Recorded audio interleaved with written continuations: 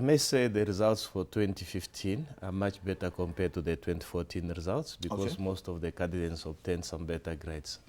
All right. So you're saying they were much more better. But when we look at the qualification, or in terms of those students that qualify for university, it's reported that about 1,000 less qualified for 2016 admission. Yeah, as you are aware that our higher level results for 2015 were not good because we normally take a grade 4 and a grade D in English, and then we combine the number of students. Based on the poor performance of the higher level results, the number of the students qualifying for university dropped this year. Yeah. Oh, that's because of the poor performance results of the higher level, because the grade 4 on the higher level did not support the grade D on the ordinary level, because these are the two grades which need to be combined in order to have a good number qualifying for tertiary institutions. Well, we know, of course, generally still that in terms of the top 10, even the top 20, that private schools overall still dominating in that particular area. The overall general view would be, yes, because they've got better resources, yes, because they administered better as well.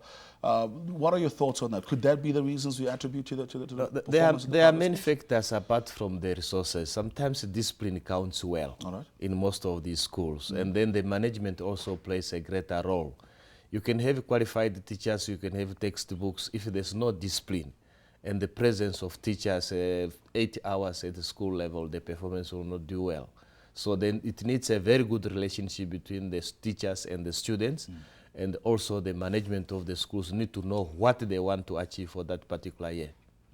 One of the anomalies, if you still look at the performance of schools individually, is that where we see that a lot of schools and regions that have performed better in grade 10 results seem not to do the same when it comes to grade 12 as well. Can you perhaps chat with us about that parity? Yeah, that was the discussion we had when I was informing the minister that we would like to have a tracking format to find out how those schools which are doing better, most especially the regions which are doing better in grade 10, how do they perform after 1 year in grade 12? So we'll do an investigation in the tracking system and to find out, because they are the similar students, although they are in different schools, but they still remains the same.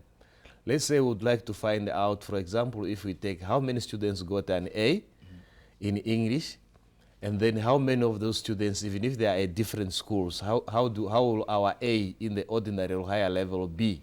So a tracking system will be done, and then an investigation will look into. We discussed that when I was informing the minister about the results. About the results there as well. Moving on and taking a look at this as well, we know that parents also play quite an important role overall in terms of the provision of education, but we hardly see that conversation taking place and ownership being taken from parents as well. How important is that involvement? That's very much crucial. Like yesterday, I attended a meeting at Delta Primary School where the parents were called in, where the principal was enlightening the activities or the participation, appealing to the parents and to be involved. More especially, even the minister mentioned it in a speech when she was doing the release of the results yesterday, that we need parental involvement. As a parent, we need to know after school what the child is doing, the homework that had been given, the number of tests that had been given to the child.